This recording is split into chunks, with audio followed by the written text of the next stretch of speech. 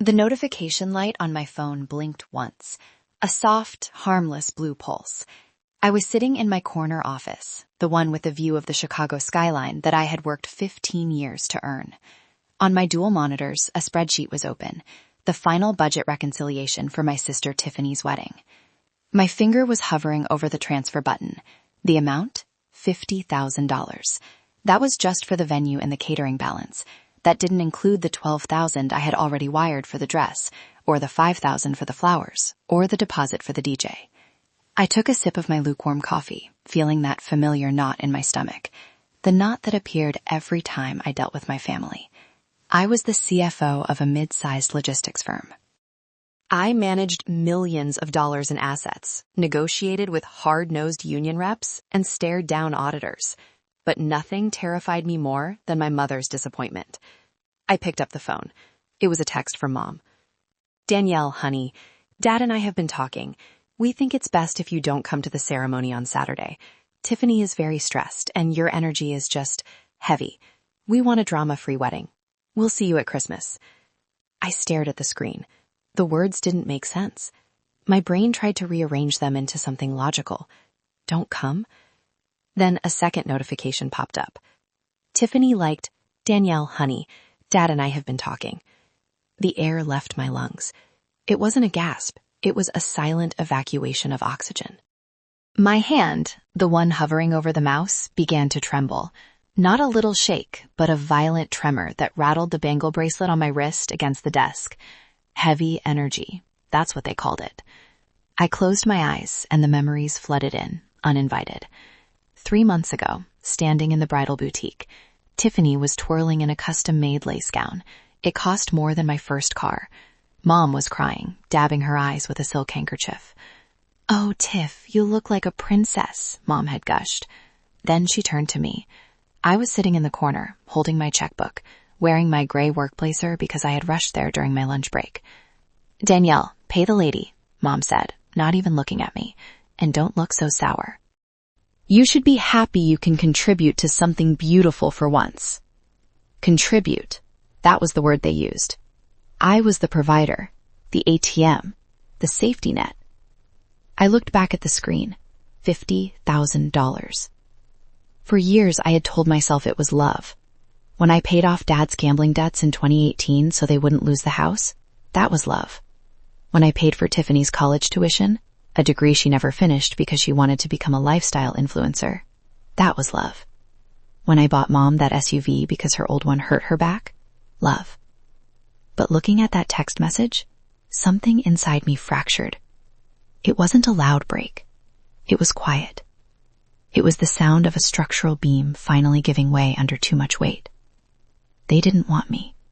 They wanted the checks. They wanted the wedding I was paying for, but they didn't want the woman who earned the money. To them, I wasn't a daughter or a sister. I was a resource, a utility like electricity or running water. You don't invite the electric company to the party. You just expect the lights to work. I looked at the transfer screen again. The cursor blinked. Confirm transaction? My thumb moved, but not to confirm. I moved the mouse to the top right corner and clicked the red X. Window closed. Transaction canceled. A strange sensation washed over me. I expected panic. I expected guilt, the Catholic guilt Mom had raised me on, the kind that tastes like ash in your mouth. But instead, I felt light. I picked up my phone. My fingers were steady now. I didn't reply immediately. I needed to see them. I needed to see their faces when they thought they had won. I needed to confirm with my own eyes that I was truly nothing to them. I grabbed my purse and keys. I told my assistant I was leaving for the day. "Is everything okay, Danielle?" she asked, looking concerned. "No," I said, my voice surprisingly calm. "But it's about to be." I drove toward the suburbs, toward the house I grew up in. The house I had saved from foreclosure twice. I wasn't going there to beg. I wasn't going there to ask why. I was going there to gather evidence. In my line of work, you don't make a move without a paper trail. You don't fire an employee without cause. And I was about to fire my entire family. But before I tell you what I found when I got there, I have a question for you. The drive to my parents' house usually took 40 minutes, but I made it in 30. My mind was racing, replaying every interaction we'd had over the last year. Every time I visited, the conversation always pivoted to money. Danielle, the roof is leaking. Danielle, Tiffany needs a deposit for her apartment. Danielle, have you spoken to your investment guy about Dad's portfolio? I parked my 10-year-old sedan down the street. It was a reliable car, practical. Mom always made fun of it. It smells like old library books, she'd say, wrinkling her nose as she climbed into the leather seats of the luxury SUV I bought her. I walked up the driveway. It was a warm afternoon, and the windows were open. I could hear laughter drifting out from the kitchen. It was the sound of a happy family, a family I paid for, but apparently couldn't belong to. I reached for the doorknob, but stopped. Did she reply yet? That was Tiffany's voice, high-pitched, demanding. No, Mom answered. I could hear the clink of wine glasses. She's probably sulking.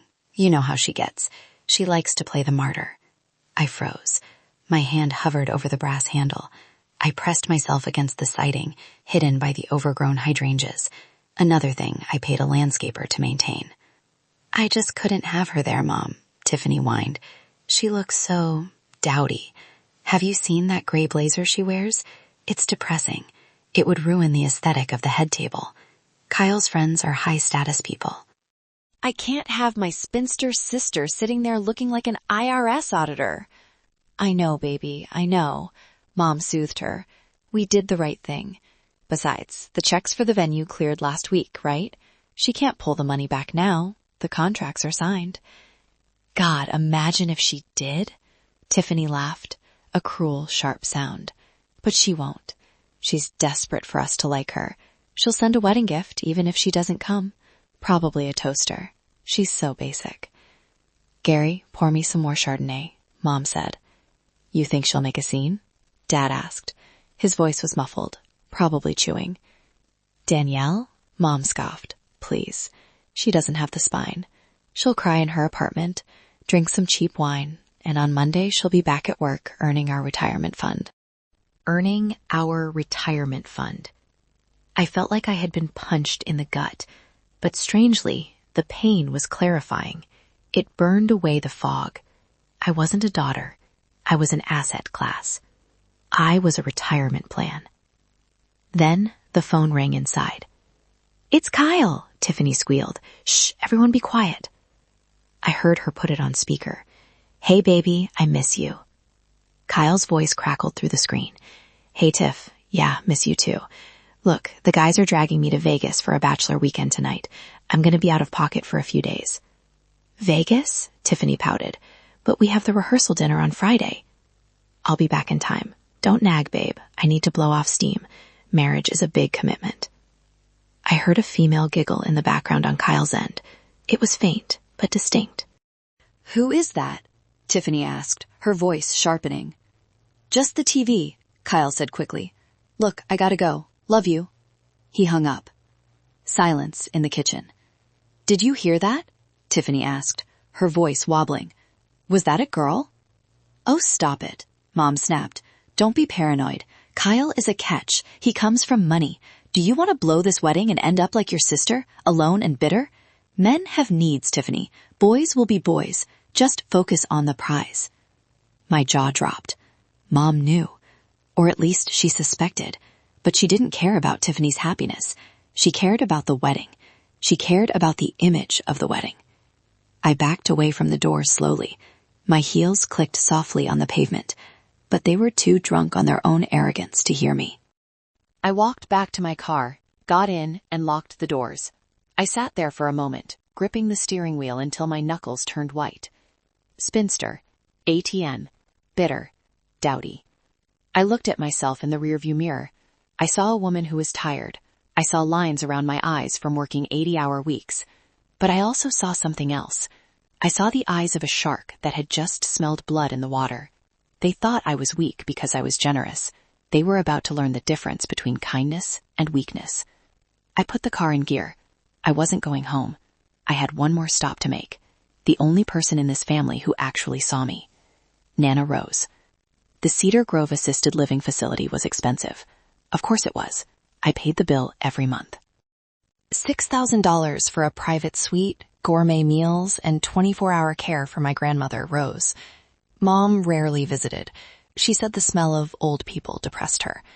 Dad visited when he needed $50 for a scratch-off ticket.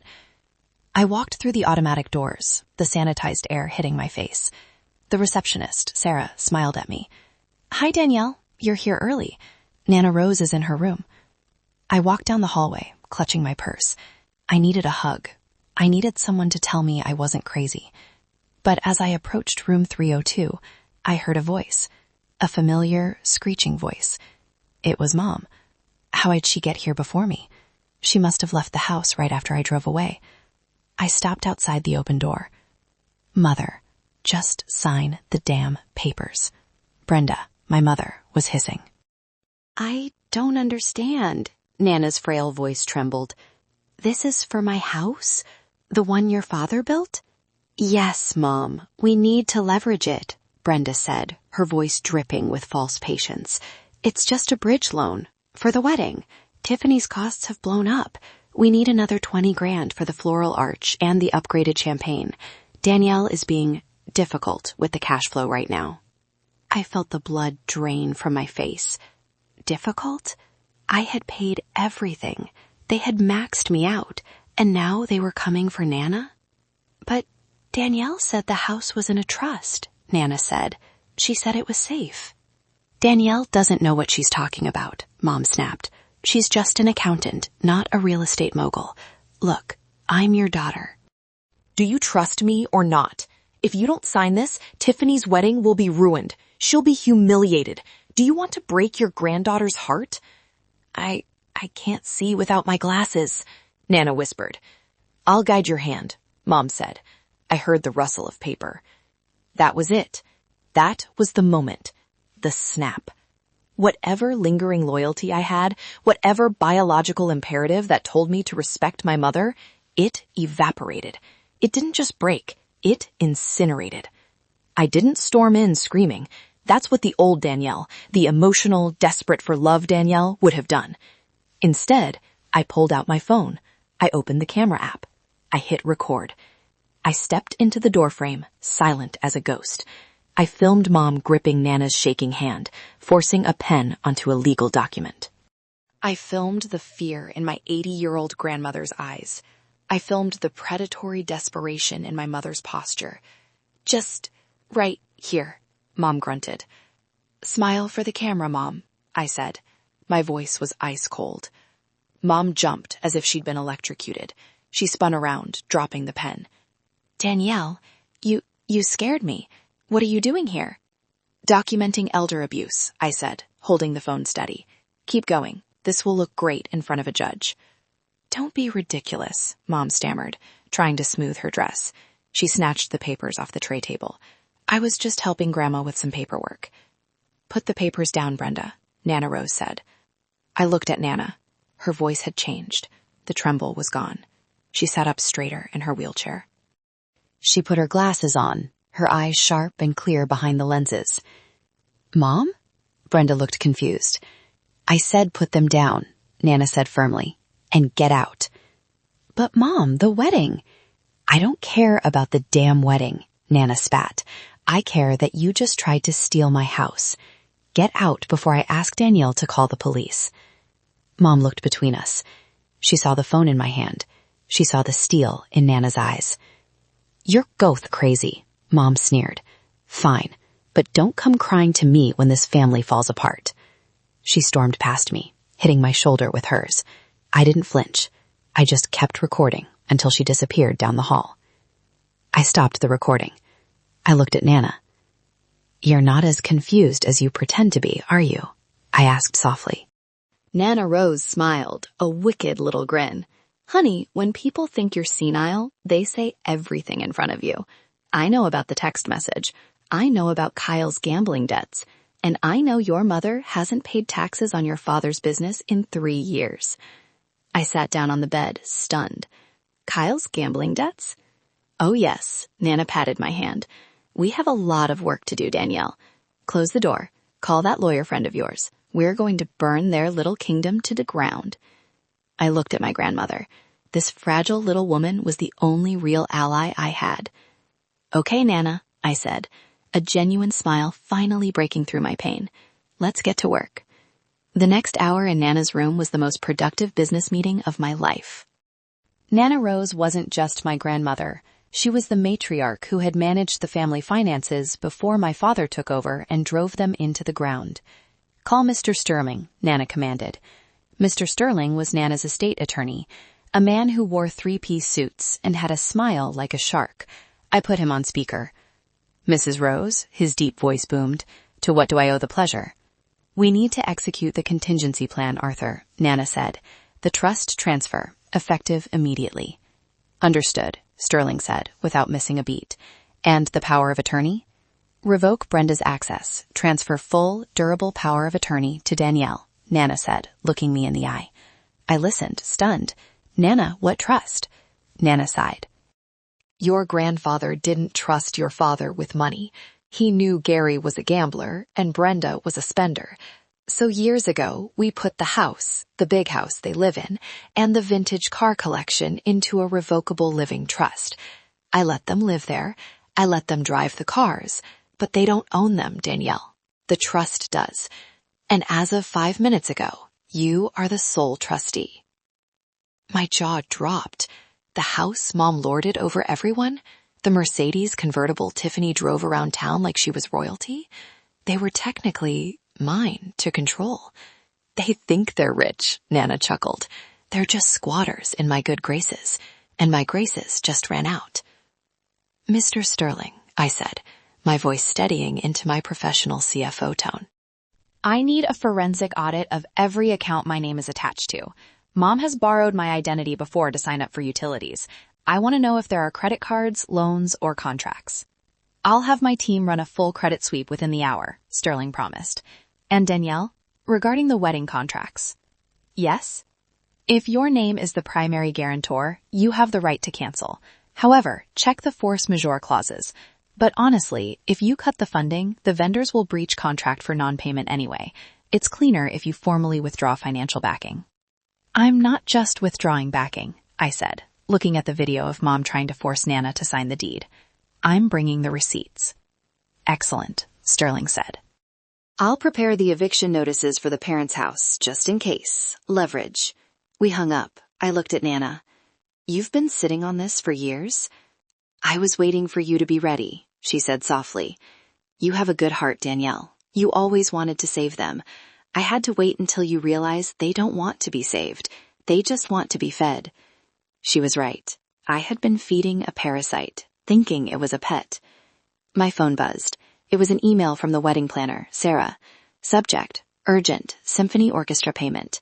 I opened it. Hi, Danielle. Your mother just called and added a 12-piece symphony orchestra for the ceremony entrance. The cost is $15,000. She said to put it on your card on file. I need your authorization code. I laughed. A cold, dry sound. A symphony orchestra. For a wedding, I wasn't allowed to attend. What is it? Nana asked. Mom trying to spend another $15,000, I said, on violins. Well, Nana smoothed her blanket. I suppose they can play a sad song for her when she realizes she's broke. I typed a reply to Sarah. I didn't cancel yet. Not just yet. Hi, Sarah. Hold off on running the card. I need to review the full vendor list. Send me copies of every single contract, addendum, and email communication you've had with my mother and sister. I'm doing a final budget audit tonight. Sarah replied instantly. On it. Honestly, Danielle, thank God. Your mother screamed at my assistant today until she cried because the napkins were eggshell instead of ivory. I'm sending everything now. I looked at Nana. I'm going to my apartment. I have a long night ahead of me. Go, Nana said. And Danielle, wear the red dress to the rehearsal dinner, the one your mother says is too bold. If you're going to be the villain in their story, dress the part. I kissed her forehead and walked out. I felt like I was walking into battle, but for the first time in my life, I had armor. My apartment was silent. It was a modern, minimalist space in the city, my sanctuary. I poured myself a glass of red wine, sat at my dining table, and opened my laptop.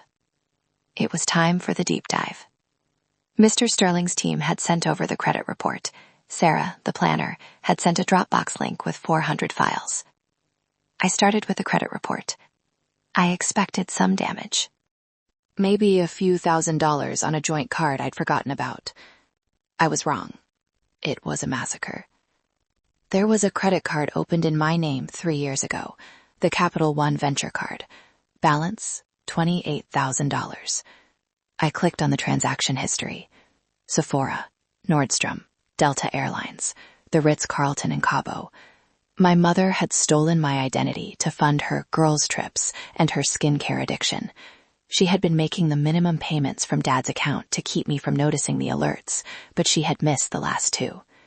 Then I looked at the car loan, Tiffany's Mercedes. I had co-signed for it, but Tiffany was supposed to be making the payments. Status, 60 days past due. The car was 1 month away from repossession, and Tiffany was driving it around acting like an heiress. But the real horror was in the wedding contracts. I opened the Dropbox folder. I started reading the email chains between Mom and the vendors. Email from Mom to the florist. Don't worry about the cost. My daughter Danielle pays for everything. Just charge it. And if she asks, tell her the roses were imported from Ecuador, even if you just get them from the local wholesaler. We can split the difference. My stomach turned. She wasn't just spending my money. She was actively conspiring to defraud me.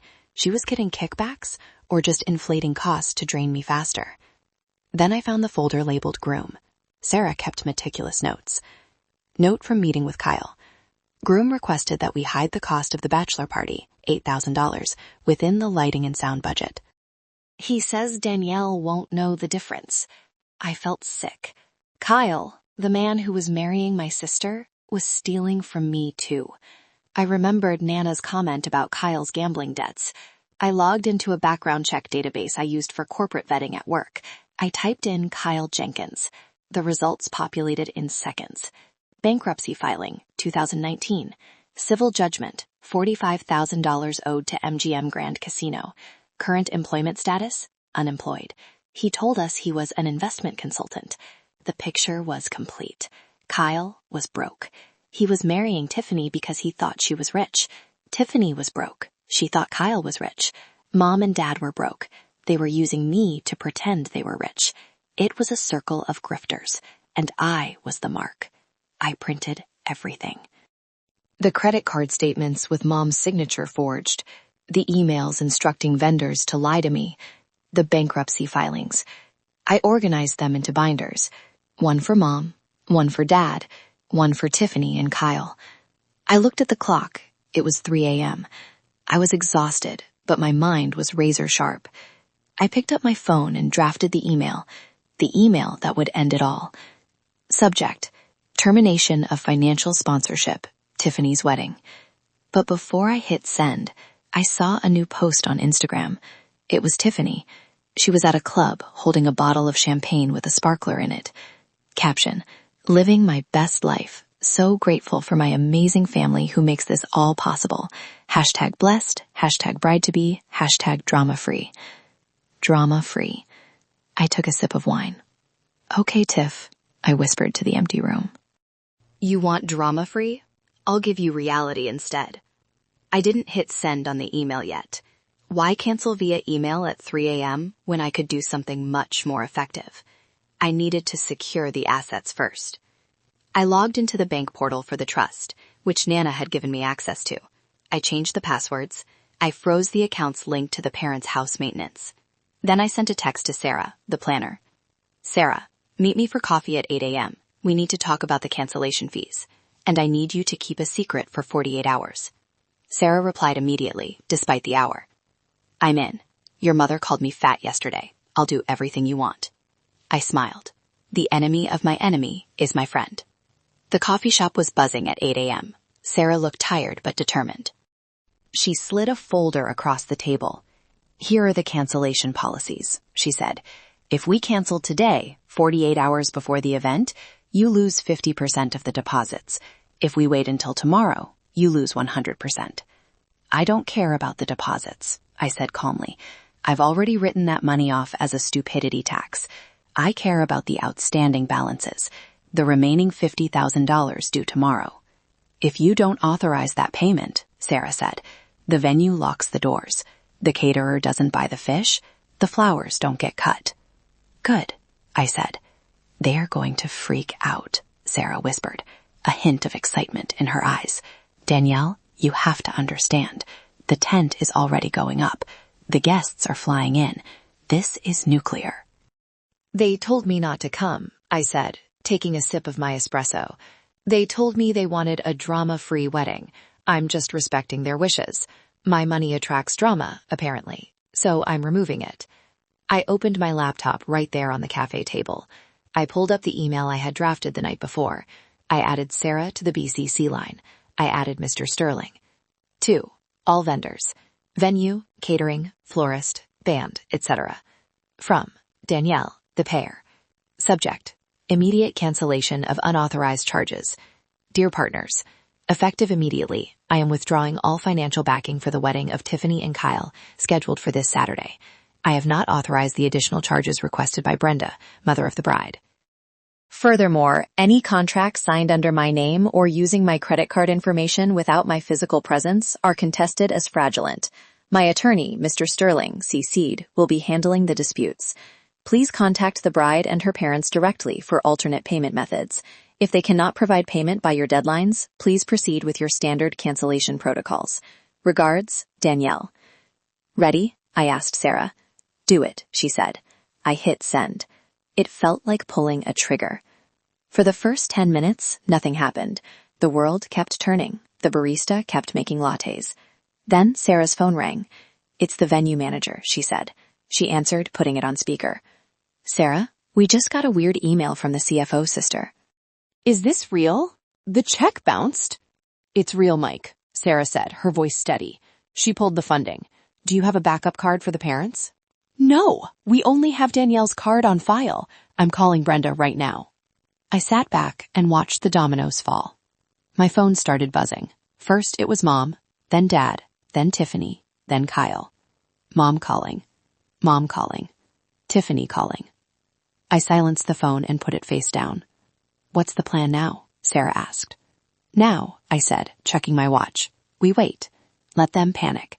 Let them try to scramble to find $50,000 in 24 hours. They'll realize they can't. They're tapped out. They're going to come for you, Sarah warned. I know, I said. That's why I'm not going home tonight. I'm staying at a hotel. But I'll see them at the rehearsal dinner tomorrow. You're going to the rehearsal? Sarah gasped. But you just canceled the wedding. The rehearsal dinner is at a restaurant downtown, I explained. Mom paid the deposit for that one on her own credit card to show off. It's the only event that isn't canceled yet. It's the only place they'll all be together. You're going to walk into the lion's den, Sarah said. No, I corrected her. I'm walking into a courtroom. I'm just bringing the judge. I paid for our coffee. I'll manage the chaos, Sarah. Tell them you're trying your best to fix it. Be the hero. Keep them distracted until tomorrow night. Sarah grinned. You're scary, Danielle. I like it. I walked out into the sunshine. My phone was vibrating so hard in my purse, it felt like an angry hornet. I ignored it. I went to a high-end boutique. I found the red dress. It was crimson, fitted, and expensive. It was the kind of dress a woman wears when she doesn't give a damn what anyone thinks. I bought it. For the first time in my life, I wasn't buying a dress to blend in. I was buying it to stand out. By noon, the chaos had reached a fever pitch. I was safely checked into the Four Seasons, using my own points, purely for me. I watched the drama unfold digitally. Tiffany had taken to social media. She posted a tearful video on her Instagram story, mascara running down her face. Guys, I don't know what to do. Someone is trying to sabotage my happiness. My own sister. She's jealous and vindictive. She cut off everything because she wasn't the center of attention. Please, if anyone knows a venue that will donate space, help. The comments were mixed. OMG, so mean. Wait, why was your sister paying for everything? Rich people problems, LOL. Then Mom started leaving voicemails. I listened to them with a glass of wine in hand. Voicemail 1. 10:15 a.m. Danielle, pick up the phone. The venue just called. They said you canceled the transfer? Is this a joke? Fix it, now. Voicemail 2, 11:30 a.m. Danielle, this isn't funny. You're embarrassing us. Kyle's parents are asking questions. Call me. Voicemail 3, 1:45 p.m. You ungrateful little brat. After everything we did for you, you're going to ruin your sister's big day over a text message? You are selfish. I forbid you to do this.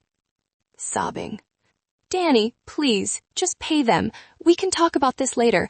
I'll apologize. Just don't let them take the tent down, please. The progression from anger to bargaining to begging was textbook narcissism. Not once did she ask why I did it. Not once did she ask how I felt. It was only about the tent, the image. I called Mr. Sterling. Status report? They tried to wire money from your father's account, Sterling said. Insufficient funds. Then they tried to use the home equity line of credit on the house. And? Denied, Sterling said with satisfaction, because the trust owns the house, and you froze the assets. They are effectively insolvent. And the vendors? The florist has already pulled the order. The venue has given them until 10 a.m. tomorrow to come up with cash or they lose the date. It's over, Danielle. It's not over until they know why, I said. Are you ready for tomorrow night? I have the file prepared. The eviction notice, the fraud lawsuit, and the trust documents. I'll pick you up at 6. I hung up. I felt a pang of sadness, a deep, aching mourning for the family I wished I had. I wished I had a mom who would call and say, I'm sorry I hurt you. I wished I had a sister who would say, I love you more than the money. But I didn't. I had Brenda and Tiffany, and I had to deal with the reality in front of me. My phone buzzed again. A text from Kyle. Hey, Danny. Look, let's work this out. You know Tiff is high maintenance. Don't do this to me, bro. I need this wedding to happen. My investors are coming. Investors. He meant the people he was trying to scam. I didn't reply. I saved the screenshot to the Kyle folder. Then a notification from my apartment building's security app popped up. Motion detected at front door. I opened the live feed. There they were. Mom and Dad. Mom was pounding on my apartment door. Dad was standing behind her, looking sheepish. Open up, Danielle. I know you're in there, Mom screamed. I wasn't there, obviously. I was at the hotel. But watching her rage at a wooden door was terrifying. She looked unhinged. She kicked the door. You think you can hide? She shrieked. I'm your mother. You owe me. A neighbor from down the hall opened their door. Ma'am, please keep it down. Shut up. Mom yelled at the neighbor. I pressed the microphone button on the app. My voice came out through the doorbell speaker, tinny and distorted. Mom, go home. She jumped, looking around for the camera. She spotted it. She put her face right up to the lens, her eyes wild. You fix this, Danielle, or so help me God, I will destroy you. You already tried, I said through the speaker. I'm calling the police. You have 2 minutes to leave the premises before they arrest you for trespassing. You wouldn't dare, she hissed. Try me, I said. I switched apps and dialed the non-emergency line for my precinct. I gave them my address and told them my estranged parents were harassing my neighbors. I switched back to the camera.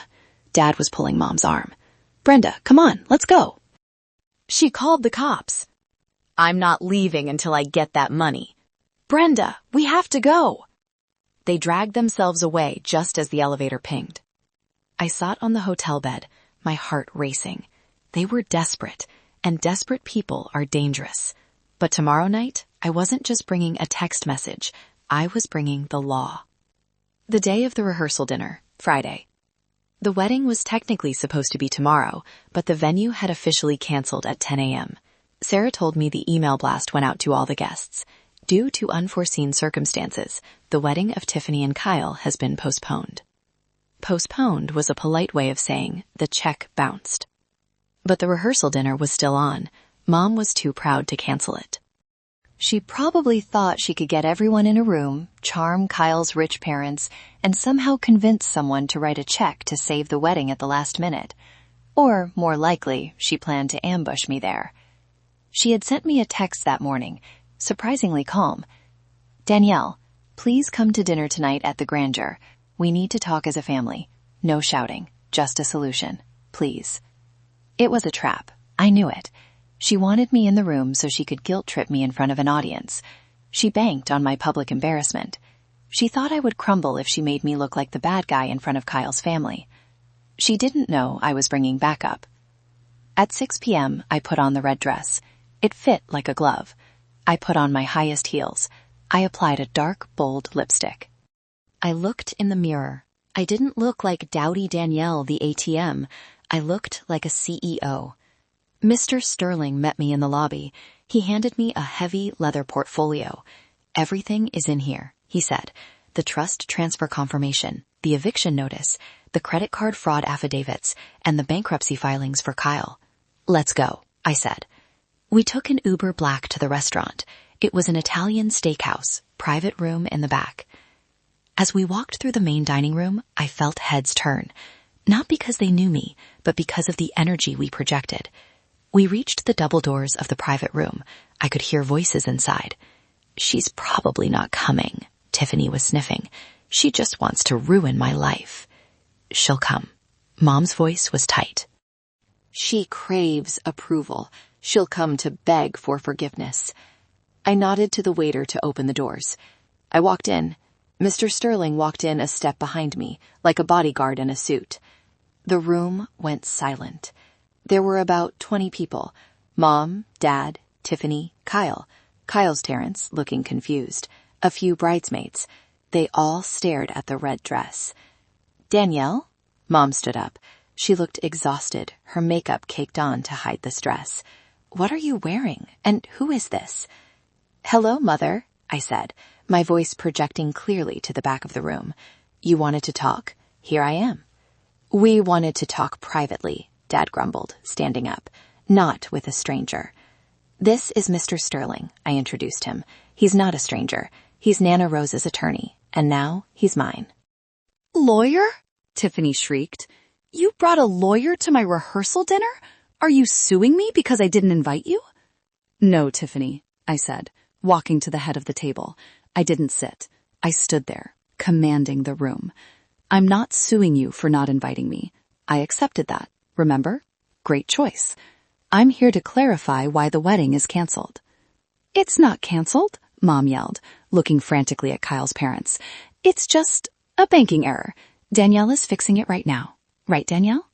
She looked at me with eyes that were pleading and threatening at the same time. "Play along," her eyes said, "or else." I looked at Kyle's parents. They were well-dressed, looking uncomfortable.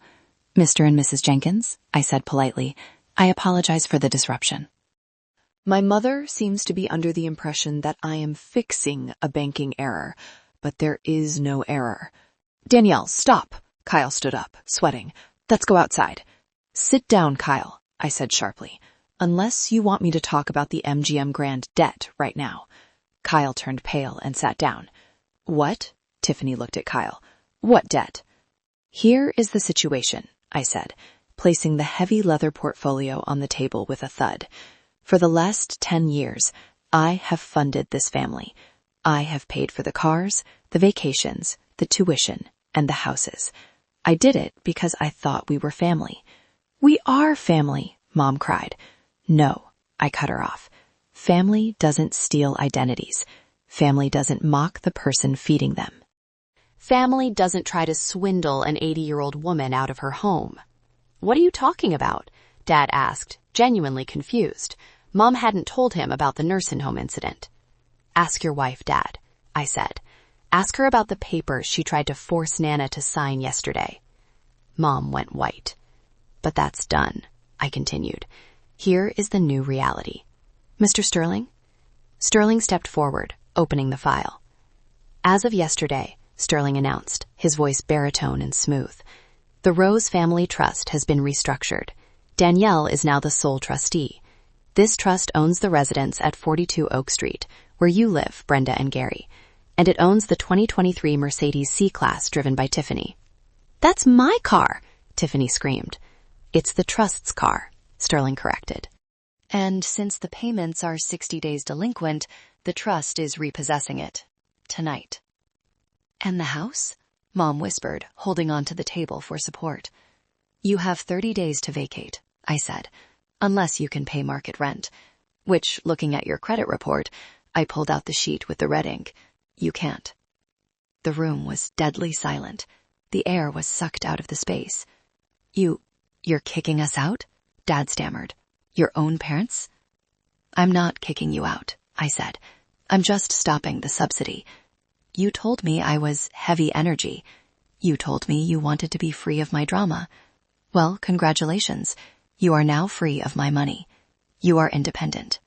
Isn't that what you wanted? Mom looked at me. For the first time, she didn't see a daughter she could bully.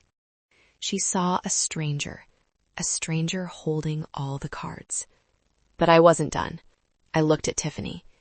And Tiff, before you blame me for ruining your life, you might want to look at who you're marrying. I slid the bankruptcy file toward her. The sound of a heavy folder sliding across a starched white tablecloth is distinct. It's a sound of finality, like a judge's gavel, but quieter and more terrifying. Tiffany stared at the file. The words United States Bankruptcy Court were visible even from where I stood. She didn't touch it at first. She looked at Kyle, her eyes wide, pleading for him to tell her it was a joke. "What is this?" she whispered. Her voice trembled, cracking the facade of the perfect bride she had maintained for months. Don't look at it, Tiff, Kyle said, reaching for the folder. His hand was shaking so badly he knocked over a wine glass. Red wine, an expensive Cabernet that Mom had ordered on a credit card she couldn't pay off, spilled across the table. It looked like blood spreading over the white linen. Don't touch it. Tiffany swatted his hand away. She opened the folder. I watched her face. This is the moment I had played over in my head 1,000 times, thinking it would feel like victory. But standing there, watching my little sister's world disintegrate, I didn't feel joy. I felt a heavy, cold resolve. It was like watching a surgeon cut out a tumor.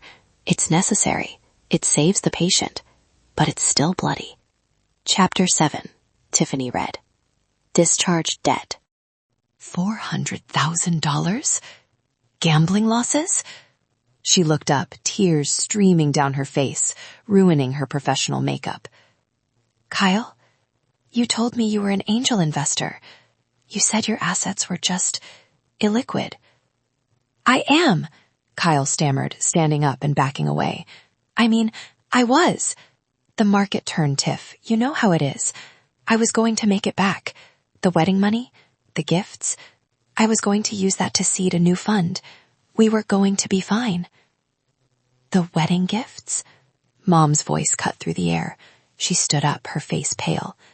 You were going to use the cash gifts to gamble? To invest, Brenda. To invest, Kyle yelled, his charm completely gone, replaced by the cornered rat he always was.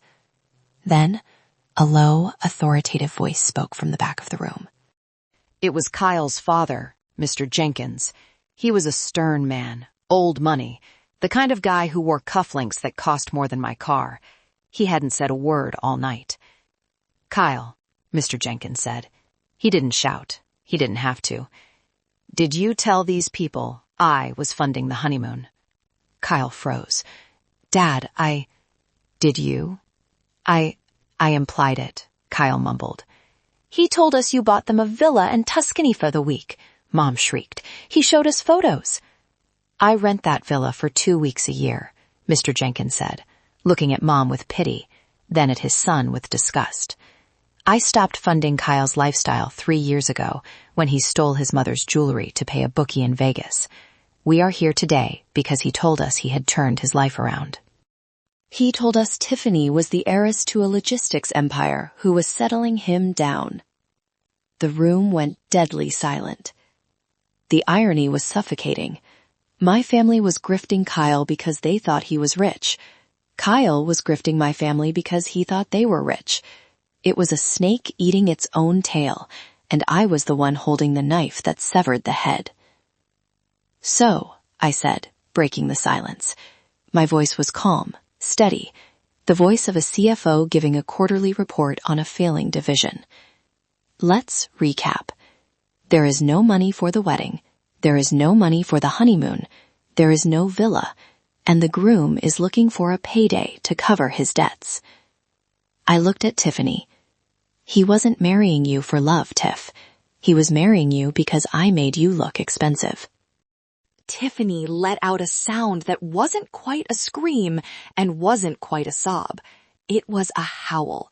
She grabbed the folder and threw it at Kyle. Papers flew everywhere. Court documents, bank statements, the evidence of a fraudulent life fluttering down like confetti. "You liar!" she screamed, lunging at him. "You wasted 2 years of my life. I'm 24. I'm supposed to be an influencer." "Tiffany, stop." Mom grabbed her arm. "Not in public. Think of the optics." "The optics?" I laughed. It was a sharp, biting sound. "Mom, look around. The optics are dead. The illusion is over." Mom turned on me then. The shock was wearing off, replaced by the only emotion she knew how to process: rage. She pointed a manicured finger at me, the diamond on her hand fake, just like her life. "This is your fault," she hissed. Her eyes were black holes of malice. "You did this. You investigated him. You dug up dirt. Why couldn't you just write the check and let us be happy? Why do you have to be so jealous?" "Jealous?" I stepped closer to her. I towered over her in my heels. "You think I'm jealous of a fraud? You think I'm jealous of a lie? You're jealous that she's beautiful and loved, and you're just the bank," Mom screamed. Spittle flew from her mouth. "You're nothing without your money, Danielle. Nobody likes you. We tolerate you because you pay." There it was, the truth, naked and ugly, screaming in the middle of an Italian restaurant. Mr. Sterling stepped forward, sensing the volatility. "Mrs. Miller, I would advise you to lower your voice." "Shut up!" Mom yelled at the lawyer. "Get out, all of you. This is my dinner. I paid for this." "Actually," the restaurant manager appeared at the open doors. He looked terrified but firm. 2 uniformed police officers were standing behind him. "Ma'am, the card you put on file was declined an hour ago. We tried to run it 3 times. And given the disturbance—" "Declined?" Mom looked at Dad. "Gary, give them your card." Dad looked at his shoes. "Brenda, I don't have it. The limit was reached yesterday buying the tuxedos." "I paid for this dinner," I said softly. Everyone looked at me. "I called the manager 10 minutes ago," I explained.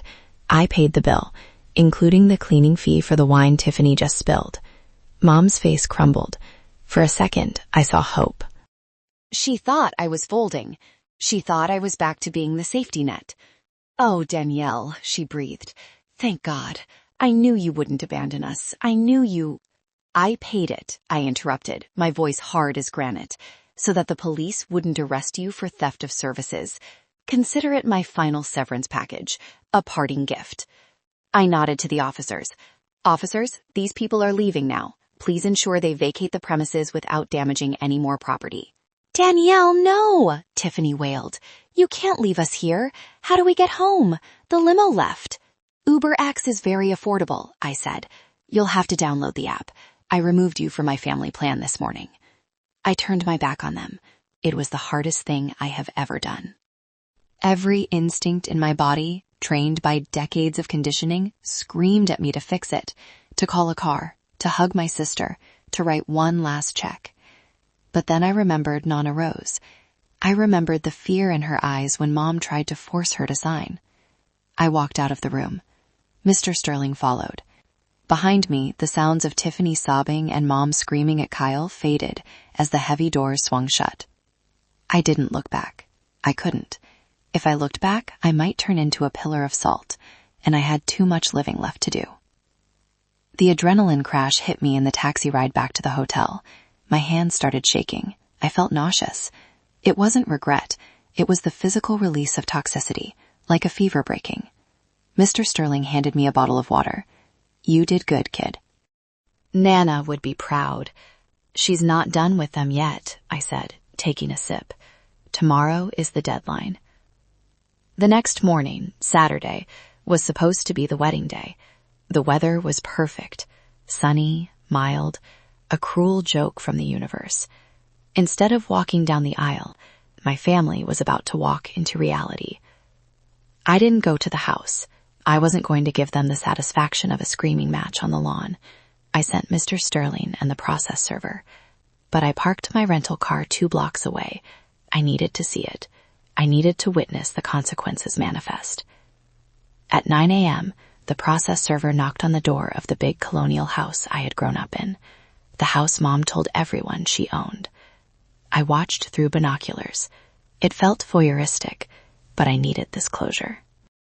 Dad answered the door in his bathrobe. He looked 10 years older than he had yesterday. He took the papers. I saw his shoulders slump. Then Mom appeared. I could see her shouting. She threw the papers on the ground. She pointed at the street, probably screaming about calling her lawyer. She didn't have a lawyer. Mr. Sterling had explained the strategy to me. Because the house was in the trust, and because they had attempted fraud against the grantor, Nana, the tenancy at will was revoked immediately for cause. They weren't just being evicted, they were being removed for criminal misconduct. 10 minutes later, a tow truck turned the corner. It wasn't just any tow truck. It was a flatbed repo truck. It pulled into the driveway, backing up toward the garage. I saw Tiffany run out of the house. She was wearing sweatpants, her hair a mess. She threw herself in front of the Mercedes C-Class. She was flailing her arms, screaming at the driver. The driver, a burly guy who had seen it all, didn't even blink. He just waited. Then I saw the police cruiser pull up, the same officers from the night before, or maybe their colleagues. They moved Tiffany away from the car. She collapsed on the lawn, sobbing. Not the cute movie star crying she did on Instagram. This was ugly, guttural crying. The crying of a child who has had her favorite toy taken away because she hit her grandmother with it. I watched them hook up the car. I watched the Mercedes, the symbol of Tiffany's success, get lifted into the air. My phone buzzed. It was a text from Mom. You are evil. How can you do this to your own blood? We have nowhere to go. Dad's heart condition is acting up. If he dies, it's on you.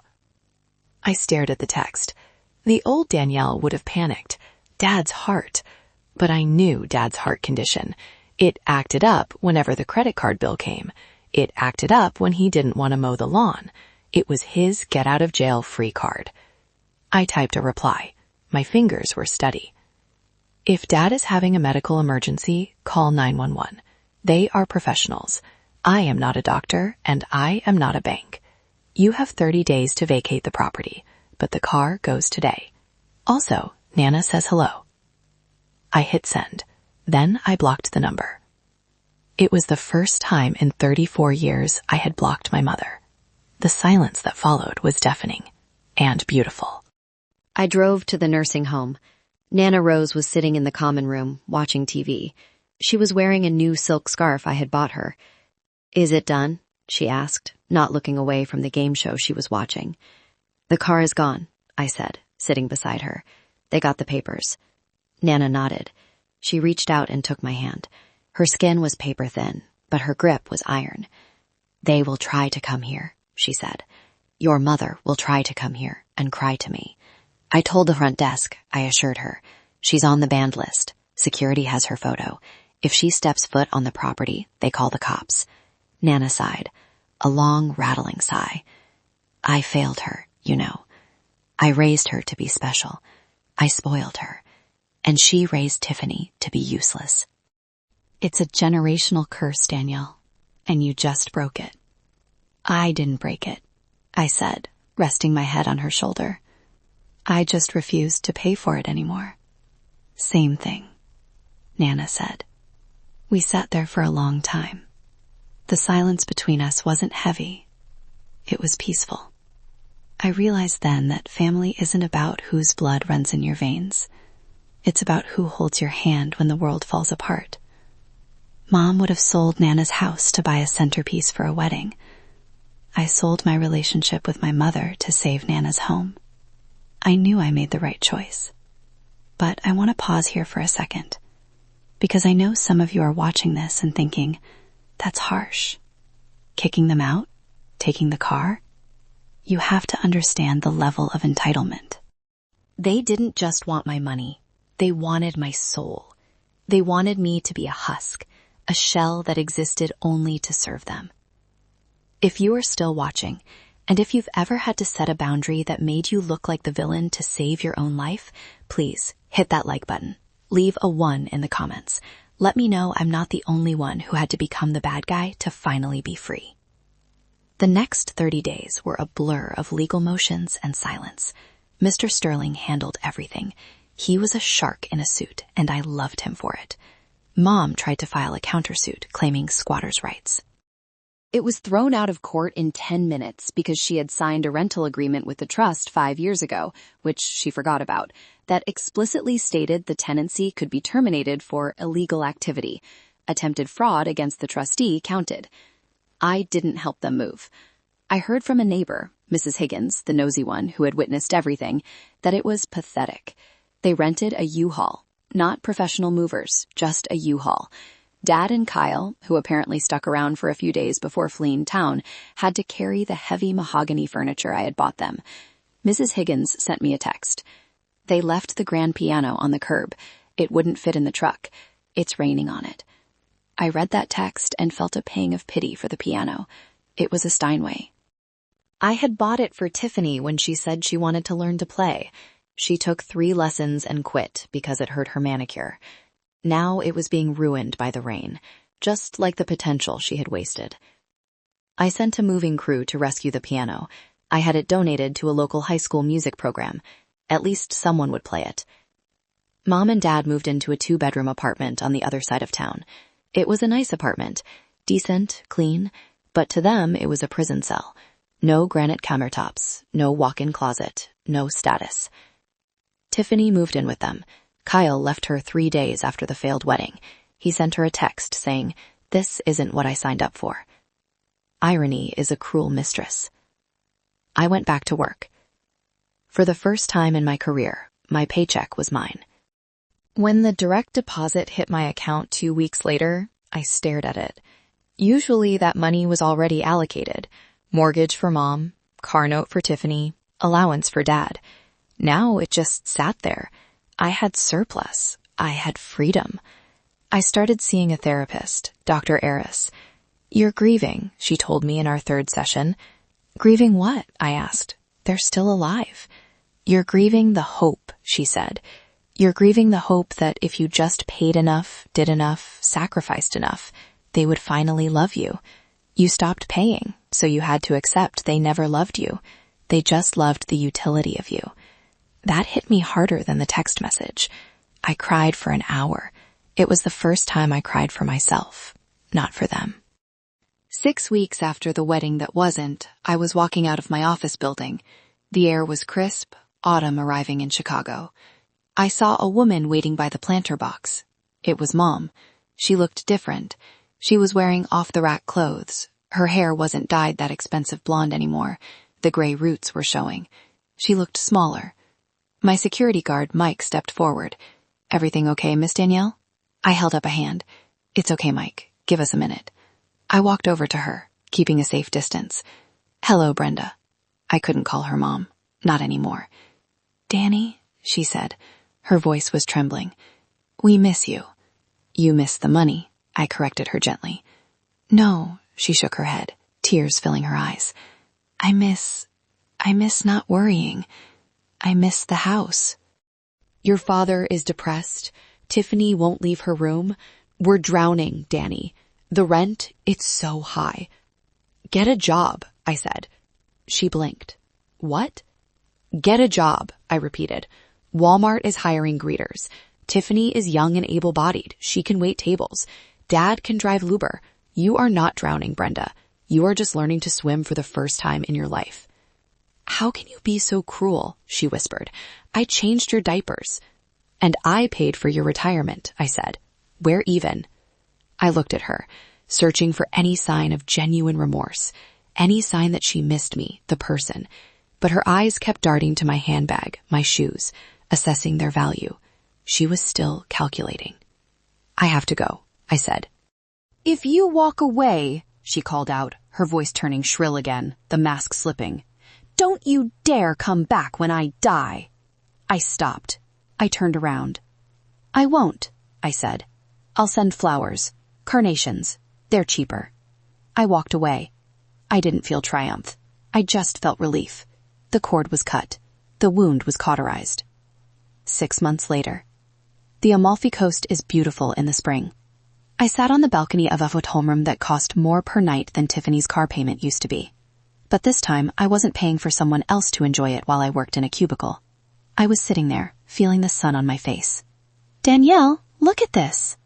Nana Rose rolled her wheelchair onto the balcony. She was wearing oversized sunglasses and a straw hat. She looked like a movie star from the 1950s. "It's gorgeous, Nana," I said, pouring us both some sparkling water. "We should buy a little place here," Nana mused. "With the money we saved from not paying for that circus of a wedding, we could afford it." I laughed. A real laugh, light and free. "Maybe we will." My phone buzzed on the table. I picked it up. It wasn't a demand for money. It wasn't a guilt trip. It was a text from a man named David. I met him at a bookstore a month ago. He didn't know I was a CFO. He didn't know about my crazy family. He just liked that I read historical fiction. "David, hope you and your grandma are having a blast. Can't wait to see you when you get back. I found that first edition you were looking for." I smiled. A relationship where I wasn't the provider, where I was just Danielle. It was scary. It was new, but it was good. I put the phone down. "You know," Nana said, looking out at the ocean, "I got a letter from your sister." I stiffened. "Oh?" "She's working at a diner," Nana said. "She says it's hard. She says her feet hurt." "Good," I said. "Character building." "She asked if I would send her $50 for insoles," Nana said. I looked at my grandmother. "Did you?" Nana took a sip of her water. She smirked. I sent her a link to a YouTube video on how to budget on minimum wage and a coupon for Dr. Scholl's. We both burst out laughing. We laughed until our sides hurt. We laughed until the tears came, but they were happy tears. I looked out at the horizon. The sky was a brilliant, endless blue. For years, I thought my value was in what I could give. I thought love was a transaction. I pay, you stay. I learned the hard way that you can't buy love, but you can buy your freedom. And the price is high. It costs you the illusion of family. It costs you the comfort of the familiar. It costs you being called the good daughter. But sitting there, with the sun on my face, and the only person who ever truly loved me by my side, I knew one thing for sure. It was worth every penny. So, to everyone who has followed my journey, from the text message that broke me to the balcony that healed me, thank you. Thank you for validating my anger. Thank you for witnessing my justice. And if you are sitting there right now, staring at a phone, afraid to say no to someone who is using you, take it from me. Cancel the check. Block the number. Buy the red dress. Your life is waiting for you on the other side of the guilt. Thank you for listening to my story. I am truly grateful for you. If you made it to the very end, type the letter A in the comments so I know you are part of the drama-free squad. If this story touched you, please share it. You never know who needs to hear that it's okay to walk away. Check out the other videos on my channel for more stories of justice and reclaiming your power. Until next time, stay strong.